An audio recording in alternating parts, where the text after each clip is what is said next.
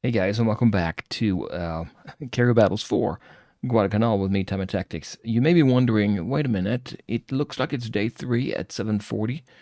That is actually when the game ends. It's true, the game has ended, even though the last episode we were at, I think it was 6 o'clock on day 2.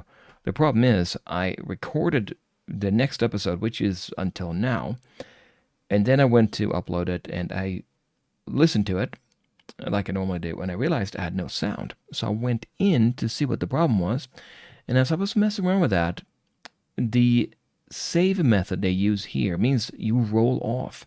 The saves roll off as you use them. There's something about that because I don't have that save from 6 o'clock day 2. I have this save. So I can't actually, now that I've been messing around with it, I can't actually re-record it, but I can tell you what happened. I'll show you here what we have on the map. Yeah, now we can see all of the Japanese. When we left yesterday, and I can't actually remember exactly, but I think the Saratoga had taken a hit and was gone, right? We did have Task Force 14, which is now over here. It was over here with our transport, which is over here, the transport group. And what I ended up doing was I ended up reinforcing here. Not all of them.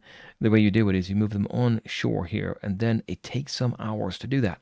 In the meantime, they had a fleet, one of these fleets, that came and attacked and bombed my transports. But I was able to get a few of them ashore, and I'll show you the victory points here in a second. It's pretty interesting. At the same time, I also got bad news down here around the other two locations, Kwajalein and Maleop. There was an attack on the Lexington and they sunk it. Yeah, they sunk that one too, which is not good because you get negative victory points equal to the number of planes you can carry on your carriers. There's a lot of points there. And I'll show you the points here in a minute. Anyway, we also were up here, right? And we were trying to sneak in with our transport fleet. I got notification that there was a fleet up here. And you can see here, this task force 9 up here. I didn't see that. I got an indication, right? But not to this detail. There are two aircraft carriers there, the Soryu and Hiryu, and they attacked.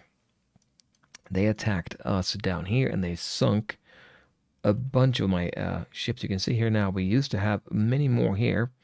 We had, was it up here? We had Atlanta. That was really good light cruiser that sunk. Anyway, we were able to reinforce that and land a few. And the planes that were on Saratoga, they were in the air. They were able to land safely on Wake. But unfortunately, I have no fuel. And also, as you can see here, Wake itself doesn't have any operable runways, and the life points are negative, so there's nothing you can do. But they're landed there, and we still own it, technically. I'll show that here in the victory points. Let's take a look at them. So, final score, Japanese tactical victory. They ended up with 66. We got 48. Now, that is not as bad as it could have been because I was able to hold on to Wake. They needed 15 because originally it's 10. I added 5 from my transports, all that supply, and they were able to put 11 ashore. That's not enough. That means we got the full 20. I also did decent on taking out some of their transports down by Kwajalein, as well as up there by Wake. So we got 11 points from there.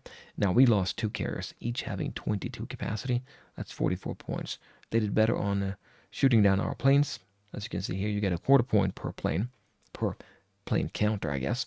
Heavy cruisers, they did a better job. We did a better job on light cruisers, though. On the destroyers, we broke even there. Now, 66 to 48, it's a tactical victory, as you can see here. 2 to 1 would be a strategic. So there's that. What did we get as far as losses? I'll show you here. So these are the planes on the Japanese side. We are down here. You can see here 12 of those Dauntless. Yeah, there was a lot. Although I did take out a few, right? This is the first time, so. 2 light cruisers here destroyed. 4 destroyers. We lost 2. 2 carriers. A light cruiser. 6 destroyers. And 3 of our heavy cruisers were injured or damaged, I should say. And we took out a couple of transports. Look at that. 1, 2, 3, 4, 5. That's 10 points. You get 2 points for each. 1 point for a damaged one. So overall, I'll take it considering we lost a carrier. So if we hadn't lost 1 carrier, that's 22 points. 22 plus 48, we would have been at 70. We would have won. So there is that. If I could keep one alive, and I should have been able to keep, I would have thought maybe the Lexington down south by Kwajalein, but didn't happen. So yeah, there you have it. That is the end state, and yeah, next time I know more, right? Next time I play the game, but it's a good game. I recommend it. It's a game you can sink your teeth into. There's quite a few scenarios as well. So anyway, guys, that's it for now. Check out my next videos, and I will see you later. Bye bye.